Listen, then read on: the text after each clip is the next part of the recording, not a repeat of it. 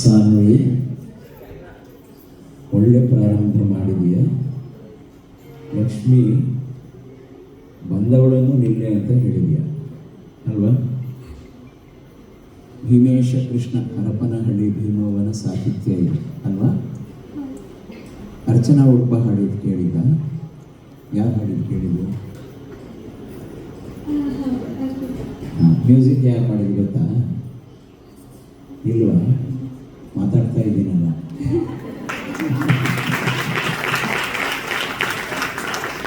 ಯಾಕೆ ಹೇಳಿದೆ ಅಂತ ಹೇಳಿದ್ರೆ 2 ವರ್ಷ ಇದೆ ಈ ಹಾಡಿನಲ್ಲಿ. ನಾನು ಇದನ್ನು 1988ರಲ್ಲಿ ಹಾಡಿರೋ ಹಾಡು. 1988ರಲ್ಲಿ ನಾನು ಬಹುಶಃ ಹಾಡಿ ಒಂದು 20 ವರ್ಷದ ನಂತರ ನೀವು ಹುಟ್ಟಿದ್ದೀಯ ಇರಲಿ ಆ ದೃಷ್ಟಿಯಿಂದ.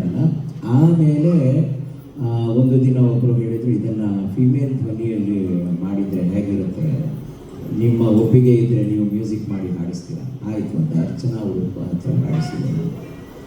ನೀನು ಹಾಡಿರೋ ವರ್ಷನ್ ಏನಿದೆಯಲ್ಲ ಅದರಲ್ಲಿ ಕೆಲವು ಸಂಖ್ಯೆಗಳು ನಾನು ಹಾಡಿದ ವರ್ಷನ್ಗಿಂತ ಭಿನ್ನವಾಗಿ ಮಾಡಿದ್ದೇನೆ. ಯಾಕಂದರೆ ಒಂದು ಹಾಡನ್ನು ನಾವು ಹಾಡಿದ ಮೇಲೆ ಒಂದು 10 ವರ್ಷ ಹೋದ್ಮೇಲೆ ಆ ಹಾಡಿನಲ್ಲಿ ಬೆಳವಣಿಗೆ ನಮ್ಮಲ್ಲೇ ಕಾಣದಿದ್ದರೆ ನಾವು ಆ ಹಾಡನ್ನು ಹಾಗೆ ಒಪ್ಪಿಸಿದಂಗೆ ಆಗೋದಿಲ್ಲ. ನಮಗೆ ಹೆಚ್ಚಿನ ಅರ್ಥ ಕೊಡಬೇಕಲ್ವ, ಸಂಗೀತ ಆಗಲಿ ಸಾಹಿತ್ಯ ಆಗಲಿ.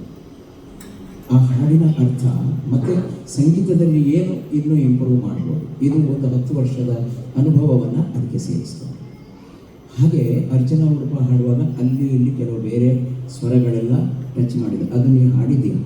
ಆದರೆ ಇನ್ನೂ ಕೆಲವು ಕಡೆ ಸ್ವಲ್ಪ ಗಮನ ಕೊಟ್ಟರೆ ಇನ್ನೂ ಅದರಲ್ಲಿ ಕೆಲವು ಶಾರ್ಪ್ ನೋಟ್ಸ್ ಇದೆ. ಕೆಲವು ಕಡೆ ಕ್ರೊಮ್ಯಾಟಿಕ್ ಅಂತ ಹೇಳ್ತೀವಿ ನಾವು, ಹತ್ತಿರದ ಸ್ವರಗಳನ್ನು ಬಳಸೋದು. ಅದು ಭೈರವಿ ರಾಗದಲ್ಲಿ, ರಾಗಕ್ಕೆ ಏನು ತೊಂದರೆ ಆಗೋದಿಲ್ಲ ಭೈರವಿ ರಾಗದಲ್ಲಿ ಅದನ್ನು ಹಾಡಿದಾಗ. ಯಾಕಂದರೆ ಭೈರವಿ ರಾಗದಲ್ಲಿ 12 ಸ್ವರಗಳನ್ನು ಬಳಸ್ಬೋದು.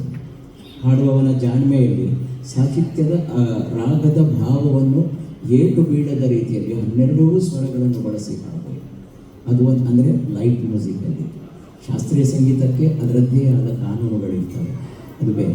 ಚೆನ್ನಾಗಿ ಹಾಡಿದೆಯಾ, ಭಾವನೆ ಚೆನ್ನಾಗಿ ವ್ಯಕ್ತಪಡಿಸಿದೆಯಾ. ಮತ್ತು ಇನ್ನೂ ಕೆಲವು ಕಡೆಗಳಲ್ಲಿ ಸಾಹಿತ್ಯದ ಸ್ಪಷ್ಟತೆ ಬೇಕು ಕಂದ, ಸಾಹಿತ್ಯದ ಸ್ಪಷ್ಟತೆ. ಯಾಕಂದರೆ ದಾಸ ಸಾಹಿತ್ಯ ಮೂಲವಾಗಿ ಮುಖ್ಯವಾಗಿ ಇರುವಂಥದ್ದು ಸಾಹಿತ್ಯ. ಆ ಸಾಹಿತ್ಯದ ಒಂದೊಂದು ಶಬ್ದ ಕೂಡ ಅದರ ಕೊನೆಯ ಫ್ರೀಕ್ವೆನ್ಸಿ ಕೂಡ ಕೇಳಬೇಕು. ಪದುಮನಾಭ ಭಾ ನೆಕ್ಸ್ಟ್ ಶಬ್ದದ ಒಳಗೆ ಹೋಗಬಾರ್ದು.